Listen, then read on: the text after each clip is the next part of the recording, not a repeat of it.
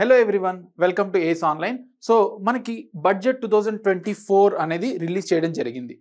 So మనం దాన్ని డీటెయిల్గా డిస్కస్ చేస్తాం. బట్ బేసిక్గా కొన్ని ఫ్యూ పాయింట్స్ అనేవి స్టూడెంట్స్కి చెప్పాలి.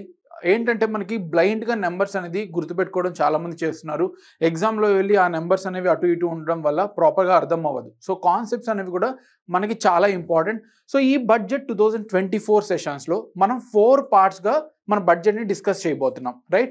సో ఫస్ట్ పార్ట్లో మీకు వెరీ బేసిక్ థింగ్స్, అసలు బడ్జెట్ అంటే ఏంటి, దాని కాంపోనెంట్స్ ఏంటి, అది ఎప్పుడు బడ్జెట్ అనే కాన్సెప్ట్ మనకి ఇండియాలో డిరైవ్ అయింది, దాని తర్వాత రైల్వే బడ్జెట్ అనేది ఎప్పుడు సపరేట్ చేశారు, మళ్ళీ ఎందుకు మెర్జ్ చేశారు, రైట్? సో అలాగే బడ్జెట్లో ఉన్న కాంపోనెంట్స్, ఏ నెంబర్స్ తెలుసుకోవాలి, ఆ కాంపోనెంట్స్ అన్ని కూడా చూస్తాం. సో ఇవన్నీ కూడా బేసిక్, ఏ ఇయర్ మీరు బడ్జెట్ చూసినా కూడా ఇవన్నీ కావాల్సింది అనమాట, రైట్? సో అవన్నీ తెలుసుకొని ఉండాలి. అది మనం వాటితో సహా అవి డిస్కస్ చేశాక తర్వాత మనకి కరెంట్ బడ్జెట్, ఈ ఇయర్ బడ్జెట్లో ఏ కాంపోనెంట్స్ ఉన్నాయనేది మనం చూస్తామన్నమాట. సో టోటల్గా బడ్జెట్ని మనం 4 పార్ట్స్గా డివైడ్ చేస్తున్నాం మన సెషన్స్లో, రైట్? సో ఫస్ట్ పార్ట్ మనకు వచ్చేసరికి ఇందులో ఉన్న 1, 2, 3, 4, 5. సో ఈ 5 కాంపోనెంట్స్ ఏవైతే ఉన్నాయో ఇవన్నీ మనం పార్ట్ 1గా డిస్కస్ చేస్తాం. పార్ట్ 1గా మనం డిస్కస్ చేస్తాం. సో ఇందులో కాన్స్టిట్యూషన్ బడ్జెట్ గురించి ఏం చెప్తుంది, తర్వాత హిస్టరీ ఆఫ్ బడ్జెట్ ఏంటి, అలాగే రైల్వే బడ్జెట్ గురించి ఎందుకు మెర్జ్ చేశారు, తర్వాత components of budget, and finally బడ్జెట్లో ఏ figures every year ministry of finance అనేది పెడుతుంది. సో ఈ 5 అనేవి మనం ఫస్ట్ పార్ట్గా మనం డిస్కస్ చేస్తాం. తర్వాత ఈ ఇయర్ బడ్జెట్ 2024 అప్రోచ్, అసలు గోల్ ఏంటి, అప్రోచ్ ఏంటి, గవర్నమెంట్ ఏ స్ట్రాటజీ ముందు పెట్టుకునింది అచీవ్ చేయడానికి ఆ గోల్స్. సో ఇవన్నీ కూడా మన బడ్జెట్ 2024లో గవర్నమెంట్ యొక్క ఎయిమ్, అసలు బడ్జెట్ థీమ్ ఏంటి, దాని ఎయిమ్ ఏంటి, ఇవన్నీ కూడా మనం పార్ట్ 2లో చూస్తాం. పార్ట్ 2లో మనం చూస్తాం.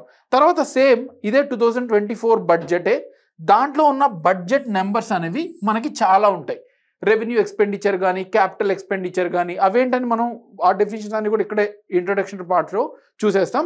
బట్ నెంబర్స్కి సంబంధించిన ఏవైతే డేటా ఉందో అవంతా కూడా మనం డీటెయిల్డ్గా పార్ట్ 3లో మనం బడ్జెట్ నెంబర్స్ అనేవి చూస్తాం అన్నమాట. సో పార్ట్ 3, ఇది పార్ట్ 3లో మనం బడ్జెట్ ఇన్ నెంబర్స్ని చూస్తాం. సో మనకి ఎగ్జామ్ పాయింట్ ఆఫ్ వ్యూలో ఇది చాలా ఇంపార్టెంట్. సో ఇవంతా కూడా అప్రోచ్ ప్రపోజల్స్ కాబట్టి జనరిక్గా ఉంటాయి కొంచెం.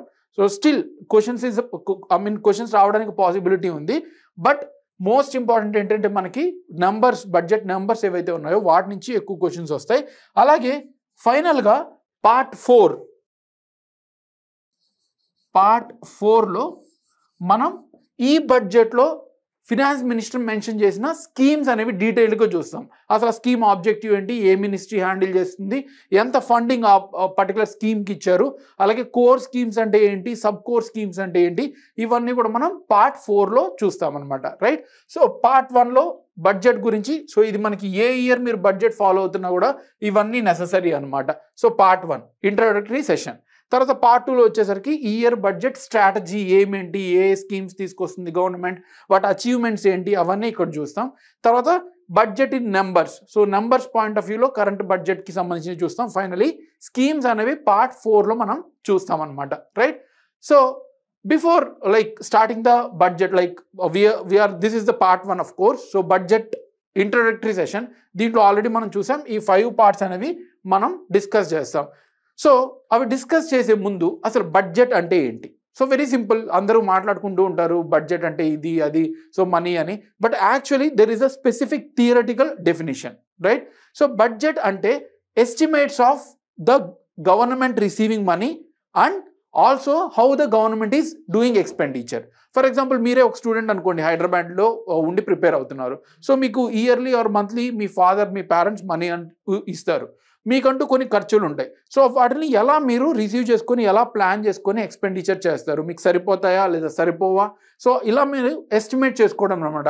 అలాగే లాస్ట్ ఇయర్ మీ ఖర్చులు అంతా ఏమైనా అప్పులు ఉన్నాయా మీ ఫ్రెండ్స్ దగ్గర, సో ఇవన్నీ కూడా లాస్ట్ ఇయర్ అప్పులు, ఈ ఇయర్ మనం ఎంత ఎక్స్పెండిచర్ చేసాం, అలాగే నెక్స్ట్ వచ్చే కమింగ్ మంత్స్లో కూడా మనం ఎలా ఎక్స్పెండిచర్ చేస్తాం, ఎలా మనీ రాబట్టుకోగలం.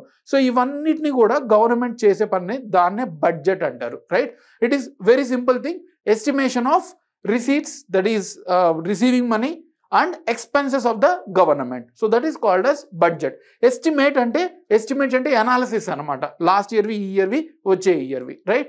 సో దాన్ని మనం బడ్జెట్ అని సింపుల్గా అంటాం. అయితే మనకి అసలు ఈ బడ్జెట్ ఎందుకు గవర్నమెంట్ ప్రతి ఇయర్ పెట్టాలి? ఒకసారి ఎన్నుకునేసింది 5 years ఉంది.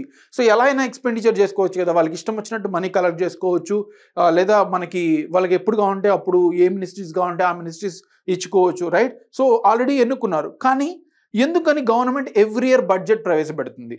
ఎందుకంటే there is a constitutional mandate. అంటే కాన్స్టిట్యూషన్లో క్లియర్గా మెన్షన్ చేసింది, ఎవరు గవర్నమెంట్లో ఉన్నా సరే మీరు ఈ పని అంటూ చేయాలి. సో అవేంటని మనం చూద్దాం. సో కాన్స్టిట్యూషన్లో బడ్జెట్కి సంబంధించినవి 4 ప్రొవిజన్స్ అనేవి ఉన్నాయన్నమాట.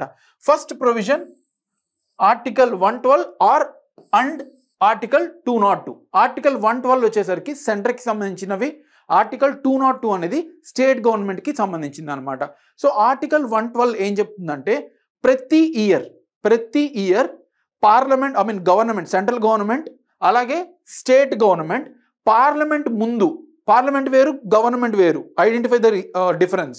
గవర్నమెంట్ అంటే one particular government which formed the government, right? 1 or 2 political parties together. For example BJP, Congress. So present మనకి బీజేపీ గవర్నమెంట్ ఉంది with the support of some Ally's, right? So దాన్ని మనం సెంట్రల్ గవర్నమెంట్ అంటాం. కానీ parliament అంటే ఏంటి? Government plus opposition. So అందరూ ఎన్నుకోబడిన ఎంపీస్ ఎవరైతే ఉన్నారో, స్టేట్ లెజిస్లేచర్ అయితే ఎమ్మెల్యేస్, అంతా కలిపి మనం పార్లమెంట్ అంటాం సెంట్రల్లో. అలాగే స్టేట్లో వచ్చేసరికి లెజిస్లేచర్ అంటాం. గవర్నమెంట్ అంటే only particular party which formed the government. So ఇక్కడ ఎవరిని గైడ్ చేస్తుంది ఆర్టికల్ 112? గవర్నమెంట్, ఎవరైతే గవర్నమెంట్ ఫామ్ చేశారో ఏవైతే పార్టీస్, ఆ గవర్నమెంట్స్కి కాన్స్టిట్యూషన్ చెప్తుంది మీరు పార్లమెంట్ ముందు ప్రతి ఇయర్ యాన్యువల్ ఫినాన్షియల్ స్టేట్మెంట్ అనేది పెట్టండి, పార్లమెంట్ ముందు పెట్టండి అని చెప్తుంది అనమాట. సో యాన్యువల్ ఫినాన్షియల్ స్టేట్మెంట్ అంటే నథింగ్ బట్ బడ్జెట్. మనకి కాన్స్టిట్యూషన్లో ఎక్కడ బడ్జెట్ అనే టర్మ్ మెన్షన్ చేసి ఉండదు, ఓన్లీ యాన్యువల్ ఫినాన్షియల్ స్టేట్మెంట్ అనే టర్మ్ మాత్రమే మెన్షన్ చేస్తుంటుంది. దాన్ని మనం బడ్జెట్ అని పిలుస్తాం, రైట్? సో కాన్స్టిట్యూషన్ ఎవరిని మ్యాండేట్ చేస్తుంది? గవర్నమెంట్ని, సెంట్రల్ గవర్నమెంట్ కానీ స్టేట్ గవర్నమెంట్స్ కానీ మీరు ప్రతి ఇయర్ పార్లమెంట్ ముందు అలాగే స్టేట్ లెజిస్లేచర్స్ ముందు యాన్యువల్ ఫినాన్షియల్ స్టేట్మెంట్, మీ ఖర్చులు అలాగే మీకు వచ్చిన మనీ అవన్నీ కూడా మీరు బడ్జెట్ రూపంలో పెట్టండి అని. అందుకనే ఎవ్రీ ఇయర్ గవర్నమెంట్ అనేది తీసుకొస్తుంది బడ్జెట్, రైట్? సో ఇది ఒక కాన్స్టిట్యూషనల్ ప్రొవిజన్.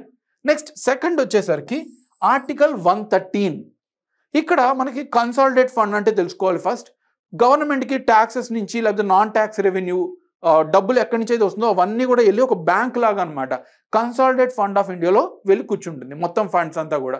సో వాటి నుంచి కన్సాలిడేట్ ఫండ్ ఏదైతే ఉందో ఇక్కడ అబ్జర్వ్ చేయండి.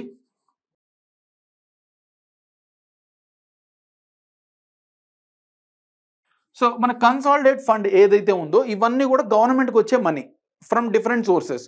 సో ఈ కన్సాలిడేట్ ఫండ్ ఆఫ్ ఇండియాలో 2 types ఆఫ్ ఎక్స్పెన్సెస్ ఉంటాయి గవర్నమెంట్వి, గవర్నమెంట్ ఎక్స్పెన్స్ చేసేవి. ఒకటి వచ్చేసరికి charged on consolidate fund of India, sorry charged upon, right? So charged upon consolidated fund of India. So ఇదొక ఎక్స్పెన్సెస్. ఇంకోటి వచ్చేసరికి other than expenses other than charged expenditure.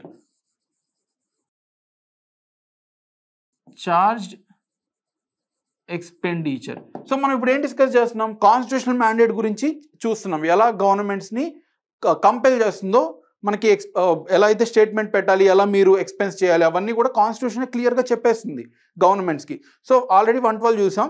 ఇప్పుడు article 113 గురించి మనం చూస్తున్నాం అనమాట.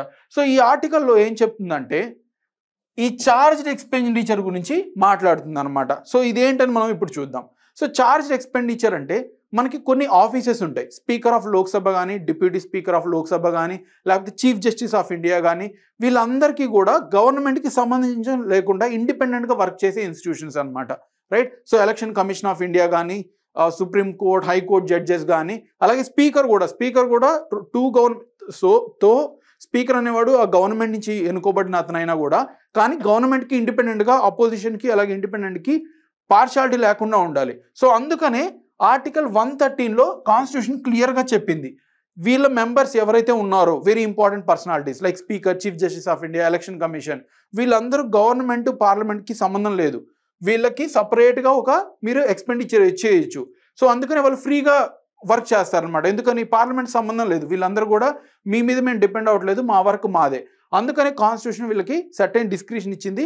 సో గవర్నమెంట్ వీళ్ళకి శాలరీస్ ఇవ్వడానికి, వీళ్ళ ఆఫీసెస్ మెయింటెనెన్స్కి పార్లమెంట్ సపోర్ట్ లేకుండా, without support from the or without permission from the parliament, the government from consolidated of fund India can give money to this people.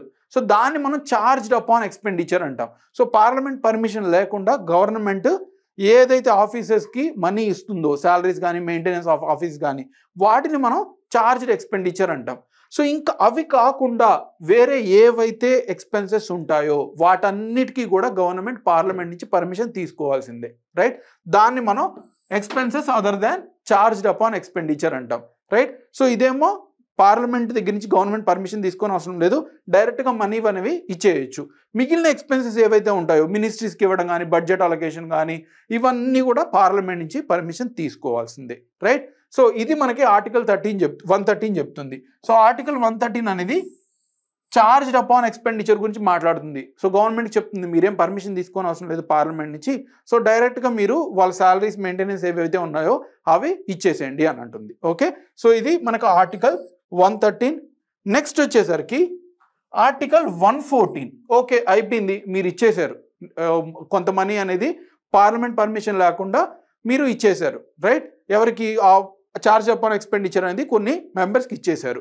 అయితే నెక్స్ట్ ఇంకా వేరే ఏదైతే ఎక్స్పెన్సెస్ మీరు ఖర్చు చేయబోతున్నారో అదర్ దాన్ చార్జ్డ్ ఎక్స్పెండిచర్, వాటికి మీరు ఒక బిల్ ప్రవేశపెట్టాలి.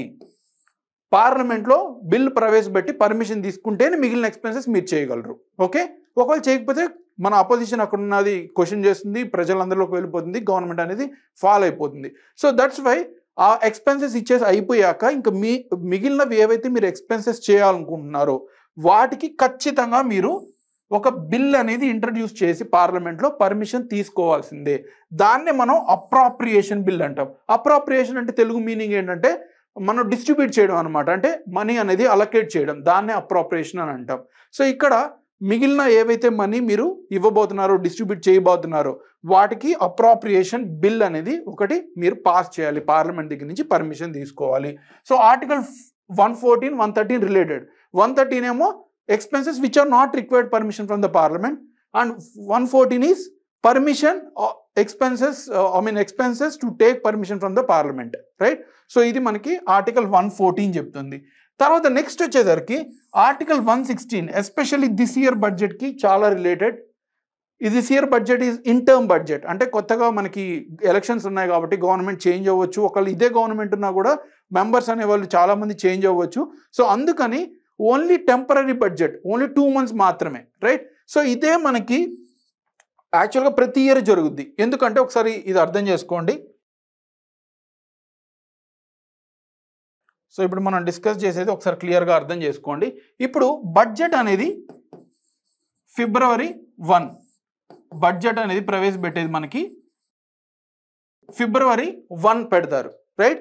కానీ మన ఫినాన్షియల్ సర్కిల్ అంటే ఫినాన్షియల్ ఒక ఇయర్ నుంచి ఇంకొక ఇయర్ సైకిల్ ఏదైతే ఉందో April 1 నుంచి, అంటే లాస్ట్ ఇయర్ అనుకోండి April 2023 for example, every year ఇలాగే April 1 నుంచి నెక్స్ట్ ఇయర్ అంటే ఇయర్ 2024 మార్చ్ 31 2024. సో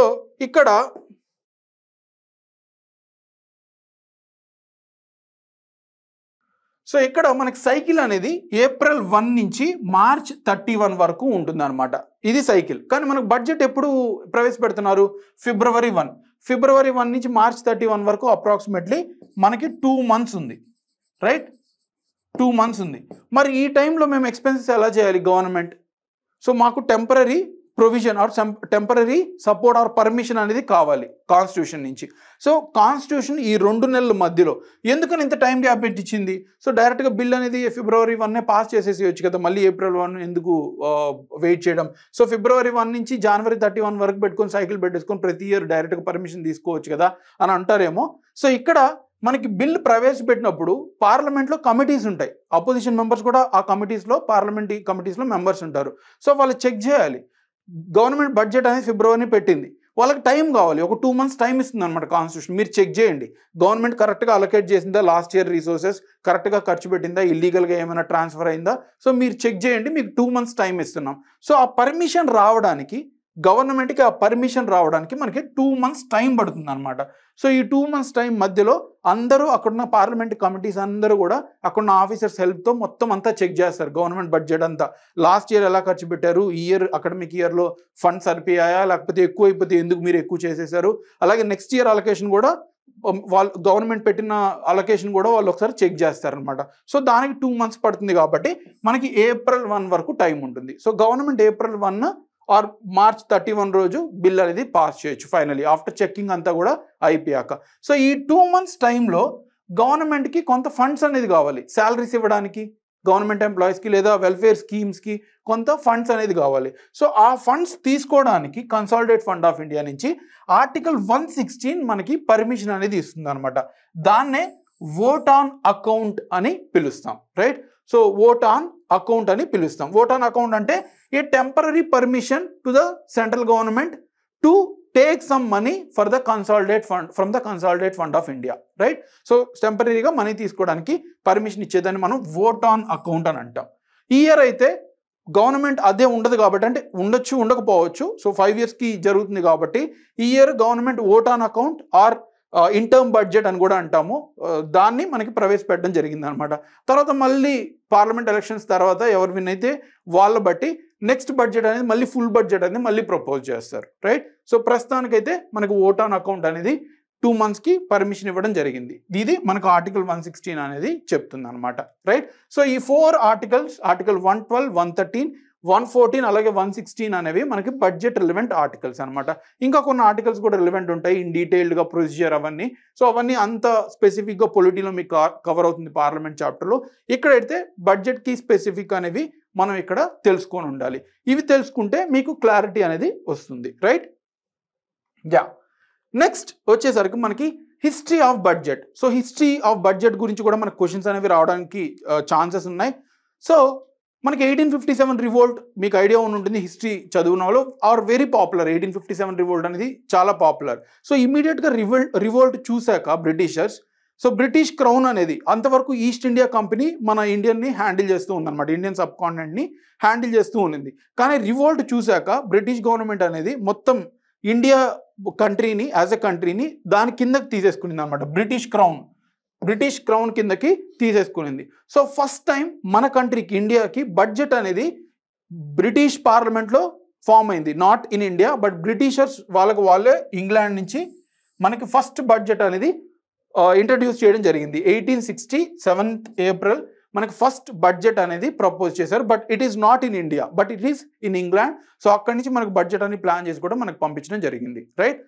అయితే నెక్స్ట్ కొన్ని ఇయర్స్ తర్వాత అక్కడి నుంచి ప్రతి ఇయర్ అలా డిస్కస్ చేయడం ఇవన్నీ కూడా కన్ఫ్యూజన్ ఉందని చెప్పేసి ఒక జేమ్స్ విల్సన్ తన ద్వారా ఫస్ట్ ఇండియన్ బడ్జెట్, తో it is not an Indian budget in the practical sense because those people are not Indians, they have planned for themselves but saying it for Indians, right. So practical ga chusukunte adi Indian budget kaadu kaani first Indian budget in the during the British era. So idi India lo praveshpettindi matuku manaki February 18th 1869. So after approximately 9 years government anedi or British government anedi India lo manaki government అనేది present చేయడం జరిగింది. So ఎవరు చేశారు, James Wilson అనే person మనకి ఇండియాలో introduce చేయడం జరిగింది అనమాట, రైట్. సో ఇది కూడా మీరు తెలుసుకొని ఉండాలి ఎగ్జామ్లో. నెక్స్ట్ వచ్చేసరికి the first budget of independent India. అంటే మనకి ఇండిపెండెన్స్ వచ్చేసింది ఎప్పుడు, 1947 August 15 మనకి ఇండిపెండెన్స్ వచ్చేసింది. సో తర్వాత మనకి ఎక్స్పెన్సెస్ కావాలి కదా గవర్నమెంట్కి ఎక్స్పెండిచర్ చేయడానికి, ఎక్స్పెన్సెస్ చేయడానికి.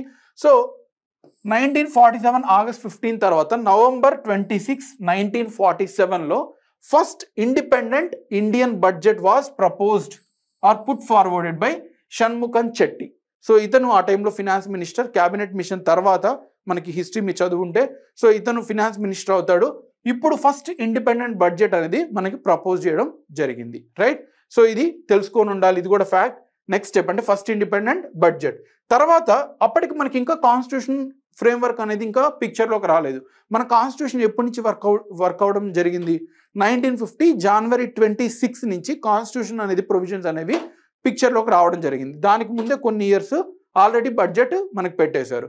అయితే first budget of republic of India, so constitution మనకి పిక్చర్లోకి వచ్చాక మన ఇండియాని రిపబ్లిక్ ఆఫ్ ఇండియా అనేది పిలవడం జరిగింది. ఈవెన్ మీరు పాస్పోర్ట్ మీద కూడా రిపబ్లిక్ ఆఫ్ ఇండియా అనేది మీరు చూస్తారు, రైట్? సో ఇక్కడ కాన్స్టిట్యూషన్ అయ్యాక John Mathai February 1, 1950, February 1, 1950, so అప్పటి ఫినాన్స్ మినిస్టర్ తను మనకి బడ్జెట్ అనేది ప్రవేశపెట్టడం జరిగింది, right? So first republic of India budget అంటే మనకి జాన్ మథాయ్ వస్తారు. ఫస్ట్ ఇండిపెండెంట్ బడ్జెట్ అంటే మనకి షణ్ముఖం చెట్టి వస్తారు. సో ఇక్కడ ఫస్ట్ బడ్జెట్ అనేది ఆఫ్టర్ రిపబ్లిక్ ఆఫ్ ఇండియా అనేది మనకి ప్రవేశపెట్టడం జరిగింది. అయితే మనకి ఎలక్షన్స్ జరిగాయా? ఎలక్షన్స్ కూడా ఇంకా జరగలేదు. ఫస్ట్ ఎలక్షన్స్ కూడా ఇంకా జరగలేదు. ఫస్ట్ ఎలక్షన్స్ మనకి ఎప్పుడు జరిగాయి? 1951 మే ఆ టైంలో జరిగాయి. సో ఇది republic of India budget fine, but ఇంకా ఎలక్షన్స్ అనేవి రాలేదు. ఓకే, సో అది కూడా మీరు ఒక పాయింట్ గుర్తుపెట్టుకోవాలి. సో ఎలక్షన్ ఇయర్స్లో నెక్స్ట్ ఇయర్ జాన్ మథాయ్ అయిపోయాక నెక్స్ట్ ఇయర్ 1951లో interim budget, first interim budget. ఎందుకని? ఫస్ట్ ఎలక్షన్స్ ఉన్నాయి కాబట్టి ఆ బడ్జెట్ కొంత స్పాన్ వరకే, 3 months వరకే మనకి ప్రవేశపెట్టడం జరిగింది. ఎలక్షన్స్ ఆల్రెడీ ప్లాన్ చేసుకున్నాం కాబట్టి ఓన్లీ 3 monthsకే మీరు ప్లాన్ చేయండి బడ్జెట్.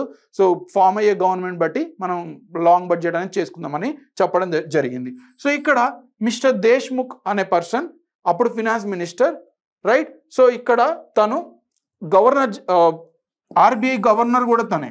అప్పుడులో చూడండి, ఆర్బీఐ గవర్నర్ అలాగే finance minister, both the post are being held by Deshmukh. So ఈ పర్సన్ మనకి ఫస్ట్ ఇన్ టర్మ్ బడ్జెట్ అనేది ఇండియాలో ప్రవేశపెట్టడం జరిగింది. This is also very important. ఇంకొక ఫ్యాక్ట్ మనం తెలుసుకోవాల్సింది ఏంటంటే బడ్జెట్ గురించి, మనకి మొరార్జీ దేశాయ్, రైట్? సో మొరార్జీ దేశాయ్ కాంగ్రెస్లో ఉన్నారు, తర్వాత సపరేట్ పార్టీ అనేది ఫామ్ అయింది ఎమర్జెన్సీ తర్వాత. సో ఈ person Morarji Desai was he presented budget for 10 times. So he is the most among all the finance ministers who provided the budget for as many times. So మనకి ఎక్కువ times budget ప్రవేశపెట్టిన finance minister ఎవరు అని అడిగితే మనకి Morarji Desai 10 times మనకి ఇతను budget అనేది ప్రవేశపెట్టడం జరిగింది. 1959 నుంచి 1963 వరకు కాంగ్రెస్ గవర్నమెంట్, తర్వాత 1967 to 1969 అప్పుడు కూడా కాంగ్రెస్ గవర్నమెంటే అనమాట, రైట్? తర్వాత మళ్ళీ గవర్నమెంట్ ఫామ్ ఉంది, ఎమర్జెన్సీ వచ్చి ఇంకొక వేరే దగ్గరికి షిఫ్ట్ అవుతారు, రైట్? సో అక్కడ ప్రైమ్ మినిస్టర్ కూడా అవుతారు. సో అప్పుడు ఫినాన్స్ మినిస్టర్ ఉండరు. కానీ 1959 నుంచి 1963 వరకు, అలాగే 1967 నుంచి 1969 వరకు 10 times మనకి మొరార్జీ దేశాయ్ మనకి 10 times అనేది బడ్జెట్ ఇంట్రడ్యూస్ చేయడం జరిగిందనమాట. సో షణ్ముఖ్ శెట్టి గురించి ఇక్కడ చూసాం కదా. సో తన పర్సనాలిటీ ఇక్కడ ఫస్ట్ బడ్జెట్ అనేది ప్రవేశపెట్టారు, రైట్? సో ఈ ఫ్యాక్ట్స్ అన్నీ కూడా హిస్టారికల్ ఆస్పెక్ట్స్లో మనకి చాలా చాలా ఇంపార్టెంట్. ఇప్పుడు రైల్వే బడ్జెట్ గురించి చూద్దాం. సో మీరు కొన్ని ఇయర్స్ ముందు మీరు చూసుంటారు, ఫినాన్స్ మినిస్టర్ ఫస్ట్ వచ్చి మనకి చదువుతారు బడ్జెట్ గురించి, అయిపోయాక వెంటనే మళ్ళీ కొంచెం గ్యాప్ ఇచ్చాక రైల్వే మినిస్టర్ రైల్వే బడ్జెట్ అనేది ప్రవేశపెడతారు. అయితే 2016 అనేది మనకి లాస్ట్ రైల్వే బడ్జెట్. 2017-18 నుంచి మనకి ఒకే బడ్జెట్ చేశారు, రైల్వే బడ్జెట్ని కూడా మన జనరల్ బడ్జెట్లో మెర్జ్ చేశారు. కానీ దాని బ్యాక్గ్రౌండ్ చూద్దాం. సో తర్వాత మనకి క్లియర్గా అర్థమవుతుంది ఎందుకు చేశారని. సో ఫస్ట్ మనకి 1921లో British railway economist William Mitchell Acworth అనే అతను ఒక కమిటీ అనేది చూశారు. సో తను ఆల్రెడీ రైల్వే ఎకనామిస్ట్ కాబట్టి అప్పట్లో బ్రిటిష్ అనేవాళ్ళు రైల్వేస్ ఎకానమీ అనేది చాలా డ్రాస్టికల్గా ఇంక్రీజ్ అయింది. సో 1853 ఫస్ట్ రైల్వేలు అయిన తర్వాత డ్రాస్టికల్గా రైల్వేకి 40-50% అనేది టోటల్ బ్రిటిష్ ఎక్స్పెండిచర్ బడ్జెట్లో వెళ్ళిపోతుంది. ఎందుకని? అన్ని రీజన్స్ని కలిపి వాళ్ళు ఎకనామికల్గా ఇండియాని ఎక్స్ప్లాయిట్ చేసుకోవాలని ప్లాన్ చేశారు, రైట్? సో ఇతను ఏం చెప్తాడంటే బడ్జెట్లో రైల్వే బడ్జెట్ పెట్టడం వల్ల చాలా డిఫికల్ట్ అయిపోతుంది, ఎక్కువ ఎక్స్పెన్సెస్ ఆల్రెడీ రైల్వే బడ్జెట్కి వెళ్తుంది. సో 2024లో రిపోర్ట్ అనేది 1921లో మనకి రిపోర్ట్ అనేది బ్రిటిష్ గవర్నమెంట్కి సబ్మిట్ చేశారు. దాన్నేమే ఆక్వర్త్ రిపోర్ట్. సో ఈ రిపోర్ట్లో తను చెప్పింది ఏంటంటే మనకి రైల్వే బడ్జెట్ ఎక్స్పెన్సెస్ అనేవి చాలా ఎక్కువైపోతున్నాయి. So we should have a separate budget rather than having single budget, we should have a separate budget for railways అని రిపోర్ట్ పబ్లిష్ చేశాడు. సో అది యాక్సెప్ట్ చేసి బ్రిటిష్ గవర్నమెంట్ ఫస్ట్ ఇన్ 1924లో ఫస్ట్ రైల్వే బడ్జెట్ అనేది ప్రవేశపెట్టడం జరిగింది. ఈ ఫ్యాక్ట్ కూడా మనకి చాలా చాలా ఇంపార్టెంట్. ఫస్ట్ రైల్వే బడ్జెట్ అనేది 1921లో రిపోర్ట్ పబ్లిష్ చేయడం జరిగింది. బ్రిటిష్ గవర్నమెంట్ యాక్సెప్ట్ చేసి సో స్టార్ట్ చేయడానికి 3 years పట్టింది. సో 1924లో ఫస్ట్ రైల్వే బడ్జెట్ అనేది మనకి ప్రవేశపెట్టారు, రైట్? నెక్స్ట్ 2016లో అప్పటి నుంచి 1924 నుంచి 2016 వరకు separate general budget as well as railway budget అనేవి 2 సపరేట్ ఎలిమెంట్స్ అనేవి మనకి ప్రొవైడెడ్ చేయడం జరిగింది. ఇన్ 2016లో బిబేక్ దేబ్రాయ్ కమిటీ అనేది గవర్నమెంట్ అపాయింట్ చేసి రైల్వే బడ్జెట్ని మెర్జ్ చేయొచ్చా లేదా సపరేట్గా ఉంచాలా అని ఒక కమిటీని నియమించింది అండర్ బిబేక్ దేబ్రాయ్. సో ఇతను అన్ని చదివి సో ఇదేమవుతుందంటే ప్రతి ఇయర్ ఒక్కొక్క స్టేట్ గవర్నమెంట్ మనకి రైల్వే లైన్ లేదు, నార్త్ ఇండియాలో ఇది వచ్చింది, లేకపోతే ఈస్ట్ ఇండియాలో ఇది వచ్చింది, ఒక పర్టికులర్ స్టేట్కి ఇది రాలేదు. సో ఇలా పొలిటిక్స్ చేయడం జరిగింది. రేదర్ దెన్ సపరేట్ ఎఫిషియెంట్లీ మనకి రైల్వేస్ని ఇంప్లిమెంట్ చేయడం కన్నా ఇలా పొలిటిసైజ్ చేయడం అనేది జరుగుతుంది. అలాగే రైల్వే బడ్జెట్ అనేది 40% నుంచి జస్ట్ అండర్ 5%, 6% చాలా తక్కువకు వచ్చేసింది. సో అంత ఇంపార్టెన్స్ అనేది కోల్పోయింది. సో రెండింటిని మెర్జ్ చేసేయండి అని ఒక రిపోర్ట్ అనేది బిబేక్ దేబ్రాయ్ కమిటీ గవర్నమెంట్కి సిఫార్సు చేసింది. ఫైనలీ ఆ గవర్నమెంట్ యాక్సెప్ట్ చేసి 2017-18 నుంచి రైల్వే బడ్జెట్ని తీసేసి రెండుని కూడా మెర్జ్ చేసేయడం జరిగింది అనమాట. సో ఇది మనకి రైల్వే బడ్జెట్ యొక్క background, right? I hope this is clear. Yeah, so next మనకు వచ్చేసరికి కాంపోనెంట్స్ ఆఫ్ బడ్జెట్. సో ఇది చాలా చాలా ఇంపార్టెంట్. ఇవి అర్థం చేసుకుంటే మీకు నెంబర్స్ అనేవి ఈజీగా అర్థమవుతాయి బడ్జెట్లో. సో ఇక్కడ మనకి రిసీప్ట్స్ అంటే ఏంటి, గవర్నమెంట్ టోటల్ రిసీప్ట్స్ ఎంత, టోటల్ ఎక్స్పెండిచర్ ఎంత, రెవెన్యూ ఎక్స్పెండిచర్ ఎంత, క్యాపిటల్ ఎక్స్పెండిచర్ ఎంత, క్యాపిటల్ రిసీప్ట్స్ ఎంత, రెవెన్యూ రిసీట్స్ ఎంత, ఇవన్నీ కూడా మీకు ఎగ్జామ్లో అడుగుతారు కానీ మీరు మర్చిపోతారు. సో ఇక్కడ మీరు ఈ కాన్సెప్ట్స్ అనేవి అర్థం చేసుకుంటే ఆ నెంబర్స్ అనేవి మీరు ఈజీగా ప్రాక్టికల్గా అప్లై చేయగలరు అనమాట. సో దీన్ని అర్థం చేసుకోవడం మనకి చాలా చాలా ఇంపార్టెంట్ ఇప్పుడు, రైట్? సో దీన్ని మనం కొంచెం డీటెయిల్డ్గా చూద్దాం. ఫస్ట్ మీరే ఒక స్టూడెంట్. సో మీకు ఏంటి, కొన్నిసార్లు మీ ఎక్స్పెన్సెస్ అనేవి మంచి ఎఫిషియెంట్ మీద పెడతారు, అంటే మీకు ఇచ్చిన పేరెంట్స్ మనీ ఏవైతే ఇస్తారో కొన్నిసార్లు బుక్స్ మీద పెడతారు, కొన్నిసార్లు టెస్ట్ సిరీస్ మీద పెడతారు. సో ఇవన్నీ కూడా మీ గోల్కి దగ్గర చేసే మనీ అనమాట. ఇంకొన్ని ఎక్స్పెన్సెస్ కొన్నిసార్లు సినిమా మీద పెడతారు, కొన్నిసార్లు ఫుడ్ మీద పెడతారు, కొన్నిసార్లు ఎంటర్టైన్మెంట్ పెడతారు. సో ఇవంతా కూడా వేస్ట్ ఎక్స్పెన్సెస్, రైట్? సో అలాగే గవర్నమెంట్కి కూడా మనకి డిఫరెంట్ ఎక్స్పెండిచర్స్ ఉన్నాయి. రెవెన్యూ కూడా కొన్నిసార్లు ఏంటంటే వన్ సైడ్ ఉంటాయి, కొన్నిసార్లు ఇప్పుడు తీసుకొని నెక్స్ట్ టైం ఇచ్చేటివి కూడా ఉంటాయి అనమాట. ఫర్ ఎగ్జాంపుల్ ఇప్పుడు మీకు మంత్లీ 10,000 కావాలి, సడన్గా 15,000 కావాల్సి వచ్చింది, right? Because of some reason. So మీరు ఏం చేస్తారు, ఆ మంత్ మీకు 10,000 మీ పేరెంట్స్ నుంచి వస్తుంది, ఇంకొక 5,000 మీరు మీ ఏదైనా ఫ్రెండ్స్ దగ్గర నుంచి మీరు తీసుకుంటారనమాట. సో మీ టోటల్ రిసీప్ట్స్ ఎంత అవుతాయి, 15,000 అవుతాయి. కానీ అందులో 15,000లో 5,000 మీరు వెనక్కి ఇచ్చేయాల్సి వస్తుంది, right? So along with the interest, ఆ 5,000 కూడా కొంచెం ఇంట్రెస్ట్ కూడా ఇవ్వాలి. అఫ్ కోర్స్ ఫ్రెండ్స్ అయితే మనం ఇంట్రెస్ట్ ఇవ్వం అనుకోండి, కానీ జనరల్గా ఎవరి దగ్గర నుంచి అయినా అప్పు తీసుకుంటే కాస్త ఇంట్రెస్ట్ అనేది మనం పే చేయాల్సి ఉంటుంది. సో ఇలాగే గవర్నమెంట్ కూడా కొన్నిసార్లు వన్ టైం రిసీట్స్ ఉంటాయి, అంటే ఒకేసారి వచ్చే మనీ ఉంటాయి. కొన్నిసార్లు ఇప్పుడు తీసుకొని ఇంట్రెస్ట్తో పాటు కూడా పే బ్యాక్ చేయాల్సి ఉంటుంది ఆఫ్టర్ కొన్ని ఇయర్స్ అనమాట, 1 or 2 years, రైట్? సో అలాంటి రిసీట్స్ ఉంటాయి. అలాగే ఎక్స్పెండిచర్లో కూడా గవర్నమెంట్ కొన్నిసార్లు అసెట్స్ క్రియేట్ చేస్తుంది, బిల్డింగ్స్ కానీ రోడ్స్ కానీ. అలాగే కొన్ని ఏమో వేస్ట్ఫుల్ ఎక్స్పెన్సెస్, అంటే స్కీమ్స్లో ఫ్రీగా ఇచ్చేసేయడం కానీ లేకపోతే శాలరీస్ ఇవ్వడం కానీ, ఇవన్నీ కూడా వేస్ట్ఫుల్ ఎక్స్పెండిచర్. సో అందుకని మనకు కేటగిరీస్ అనేది ఉంటుంది. ఆ కేటగిరీస్ ఏంటని మనం ఇప్పుడు చూద్దాం, రైట్? సో జనరల్ బడ్జెట్లో మనకేముంటాయి, బడ్జెట్ అనుకోండి, ఒక బడ్జెట్లో రిసీవింగ్ మనీ,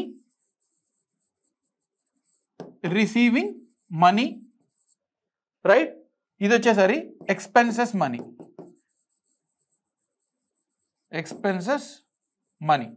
అంటే మనకు వచ్చే మనీ, అలాగే గవర్నమెంట్ ఎక్స్పెండిచర్, మనం అంటే గవర్నమెంట్ అనమాట, గవర్నమెంట్కి వచ్చే మనీ, గవర్నమెంట్ ఖర్చు పెట్టాల్సిన మనీ.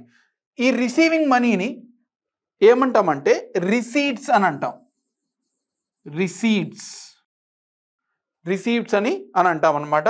అలాగే ఎక్స్పెన్సెస్ ఏదైతే గవర్నమెంట్ చేస్తుందో దాన్ని మనం ఎక్స్పెండిచర్ అని అంటాం, ఎక్స్పెండిచర్, రైట్? సో ఇవి మనకి బడ్జెట్లో 2 కాంపోనెంట్స్. ఇందులో గవర్నమెంట్ రిసీవ్ చేసుకుంటుంది మనీ, కానీ ఇందులో వన్ సైడెడ్ ఉన్నాయి. అంటే ఏంటి, పే బ్యాక్ చేయాల్సిన అవసరం లేదు. ఇన్కమ్ ట్యాక్సెస్ కానీ లేకపోతే గవర్నమెంట్ దగ్గర ఎవరైనా అప్పులు తీసుకుంటే పే బ్యాక్ చేస్తారు, రైట్? సో అవి కానీ వన్ సైడ్ మనీ ఏవైతే ఉంటాయో, అంటే మళ్ళీ తిరిగి పే చేయని అవసరం లేదు, వాటిని మనం రెవెన్యూ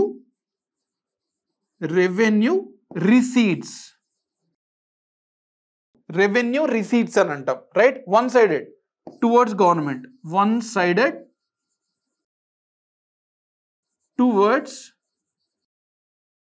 గవర్నమెంట్, అంటే మళ్ళీ పే బ్యాక్ చేయని అవసరం లేదు.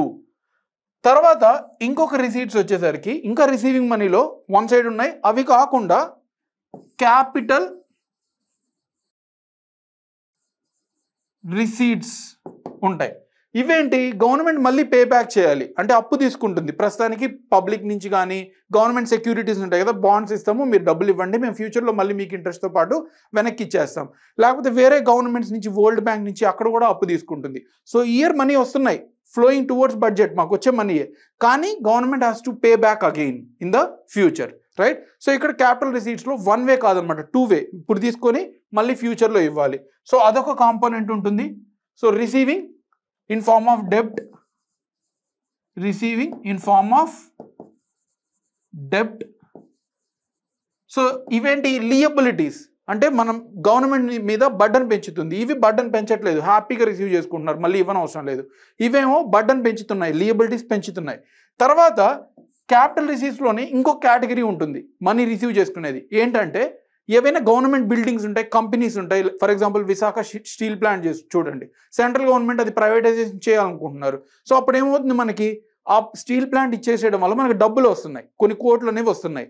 సో అక్కడ ఏమవుతుంది, బర్డన్ కాదు కానీ మన అసెట్ తగ్గించేస్తుంది. గవర్నమెంట్కి ఉన్న అసెట్, మీకున్న ఆస్తి తగ్గించేస్తుంది, గవర్నమెంట్కున్న ఆస్తి తగ్గించేస్తుంది.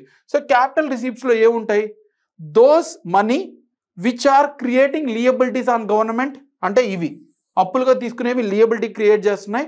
Are which reduce the government assets, government అసెట్స్ని రెడ్యూస్ చేస్తున్నాయి అమ్మేయడం వల్ల.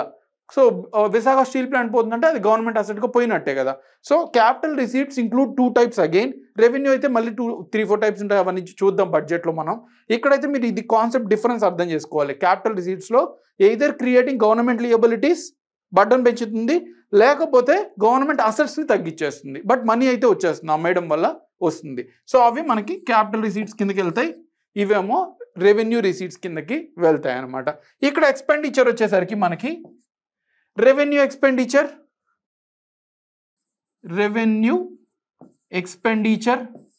రైట్? అంటే day to day expenses, salaries ఇవ్వడం, ఏవి అసెట్స్ క్రియేట్ చేయవన్నమాట. అవి జస్ట్ వన్ సైడెడ్ పేమెంట్స్ అనమాట.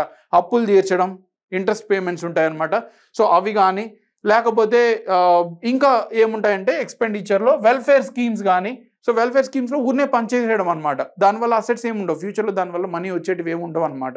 So revenue expenditure is a short term expenditure from the government which does not create any assets. Okay, so ఇది wasteful expenditure అనమాట. తర్వాత next వచ్చేసరికి capital expenditure.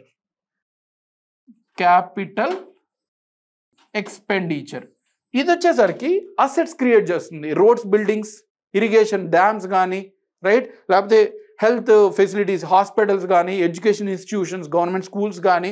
So ఇవన్నీ కూడా capital assets అనమాట, అంటే assets create చేస్తుంది గవర్నమెంట్కి. ఇది మనకి టోటల్ కేటగరైజేషన్ ఆఫ్ బడ్జెట్ అనమాట. ఇది అర్థం చేసుకుంటేనే మీరు తర్వాత ఆ నెంబర్స్ అనేవి ఈజీగా గుర్తుపెట్టుకుంటారు. సో ఆ నెంబర్ డిస్కస్ చేసేటప్పుడు మళ్ళీ ఇది ఒకసారి బ్రీఫ్గా రీక్యాప్ చేస్తాం. బట్ ఈ పార్ట్ 1 బడ్జెట్ ఏదైతే ఉందో అందులో మనం ఇంట్రడక్షన్ చెప్పడానికి ట్రై చేస్తున్నాం అనమాట, రైట్? సో ఇది మీరు అర్థం చేసుకుంటే it will be much helpful for you, right? తర్వాత ఇంకొక ఇంట్రడక్టరీ పార్ట్లో మన ఫస్ట్ బడ్జెట్ సెషన్లో ఇంకొక ఇంపార్టెంట్ థింగ్ మనం తెలుసుకొని ఉండాలి. సో ఇదేంటంటే the budget has 3 sets of figures. So every year budget figures అనేవి not only 2023-24 or 2022-23 total figures ఏవైతే గవర్నమెంట్ ప్రొవైడ్ చేస్తుందో అవి టోటల్ 3 సెట్స్గా ప్రొవైడ్ చేయడం జరుగుతుంది అనమాట. ఓకే, సో అవేంటని మనం ఇప్పుడు చూద్దాం. ఫస్ట్ దానికన్నా ముందు చూసే ముందు ఒక ఎగ్జాంపుల్ మీకు, ఇప్పుడు ఈ ఇయర్ బడ్జెట్ తీసుకోండి, 2024-25. సో ఇయర్ బడ్జెట్ ఏంటి మనకి 2024-25 అనమాట. ఫిబ్రవరి 1న ప్రజెంట్ చేశారు. ఫిబ్రవరి 1న మనకి 2024-25 బడ్జెట్ నెక్స్ట్ కమింగ్ ఇయర్కి ప్రజెంట్ చేశారు, రైట్? ఎప్పుడు ఫిబ్రవరి 1. యాక్చువల్ బడ్జెట్ ఇయర్ ఎప్పుడైపోతుంది? యాక్చువల్ బడ్జెట్ ఇయర్ మనకి ఏప్రిల్ 1 నుంచి స్టార్ట్ అవుతుంది. ఈ ఇయర్ యాక్చువల్గా ఏప్రిల్ 1 నుంచి స్టార్ట్ అవ్వాలి, కానీ ఫిబ్రవరి 1లో స్టార్ట్ చేశారు. సో ఈ బడ్జెట్లో 3 సెట్స్ ఆఫ్ ఫిగర్స్ అనేవి మనకి ప్రొవైడ్ చేస్తారు. Okay, so 3 sets of figures అనేవి మనకి ప్రొవైడ్ చేస్తారు. ఏంటంటే first actual figures of previous year. So ఈ ఇయర్ని మనం ఏమంటాము? 2024-25 ఏమంటాము? మనకి కమింగ్ ఇయర్ అని అంటాం, రైట్? సో కమింగ్ ఇయర్ ఇంకా స్టార్ట్ అవ్వలేదు కదా, ఫిబ్రవరి 1 ఈ ఇదని పెట్టేశారు, బడ్జెట్ 2024-25 ఇచ్చారు. కానీ ఈ ఇయర్ ఇంకా స్టార్ట్ అవ్వలేదు, ఏప్రిల్ 1 నుంచి స్టార్ట్ అవుతుంది.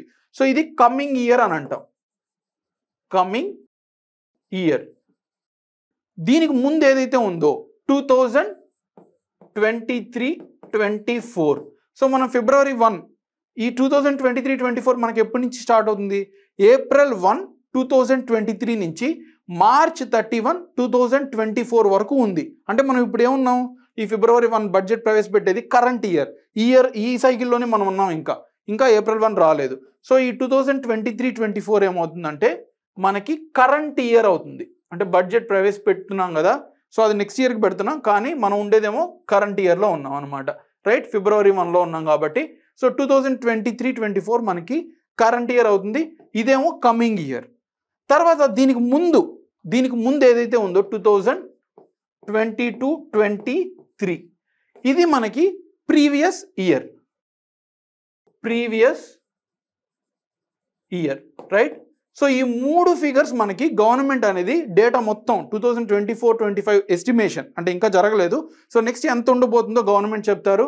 అలాగే కరెంట్ ఇయర్ ఇప్పటి వరకు ఎంత ఉంది, అలాగే ఇంకా నెక్స్ట్ వచ్చే 2 months ఫైనల్గా ఎంత ఉండబోతుంది అనే ఎస్టిమేషన్ అనేది ఇక్కడ 2 ఉంటాయి. ఆల్రెడీ జరిగిన ఇయర్కి సంబంధించిన డేటా ఉంటుంది, అలాగే నెక్స్ట్ 2 months తర్వాత ఎంత ఉండబోతుంది.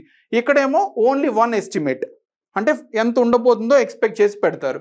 ఇక్కడ ఏమవుతుంది 2022-23లో ఇది ఎప్పుడు మనకి ఏప్రిల్ 1, 2022 నుంచి మార్చ్ 31, 2023 వరకు. సో అప్పుడు మనకేముంది, ఆల్రెడీ అయిపోయింది కాబట్టి ఫైనల్ డేటా ఉంది. సో ఇప్పుడు దీన్ని యాక్చువల్ డేటా ప్రజెంట్ చేయడానికి రెడీగా ఉంది. ఇక్కడ యాక్చువల్ డేటా ఎందుకు ప్రొవైడ్ చేయలేకపోయింది 2023-24? మనం ఫిబ్రవరి 1లో ఉన్నాం, ఇంకా 2 months ఉంది కాబట్టి ఫైనల్ ఫిగర్స్ ఇంకా మనకి రాలేదు. అందుకని ఇక్కడ ఇప్పటివరకు జరిగిన డేటా అలాగే నెక్స్ట్ 2 monthsలో ఏం జరగబోతుందో కూడా గవర్నమెంట్ ఇక్కడ ప్రజెంట్ చేస్తుంది. ఇదైతే మటుకు ఆల్రెడీ ఇయర్ అయిపోయింది కాబట్టి డేటా అంతా ఉంది మన దగ్గర. సో ఇది మనకి గవర్నమెంట్ ప్రాపర్ డేటా ఇప్పటి వరకు ఎంతైతే వాళ్ళు ఎస్టిమేట్ చేసి క్లియర్ డేటా ఉందో అది కూడా ప్రజెంట్ చేస్తారు.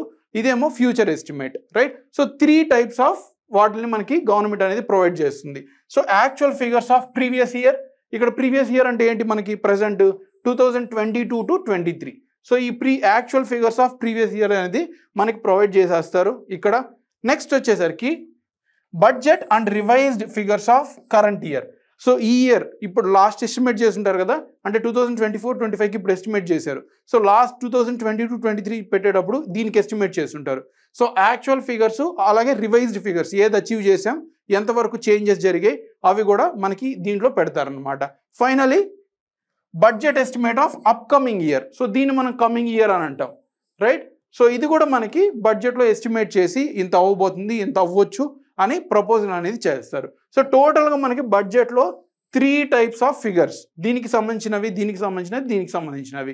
మనకి మోస్ట్ ఇంపార్టెంట్ ఏంటంటే 2022-23 తర్వాత 2023-24 మనకి ఎగ్జామ్కి ఇంపార్టెంట్, ఎందుకంటే ఇది ఆల్రెడీ జరిగిపోయి డేటా అంతా క్లియర్గా ఉంది.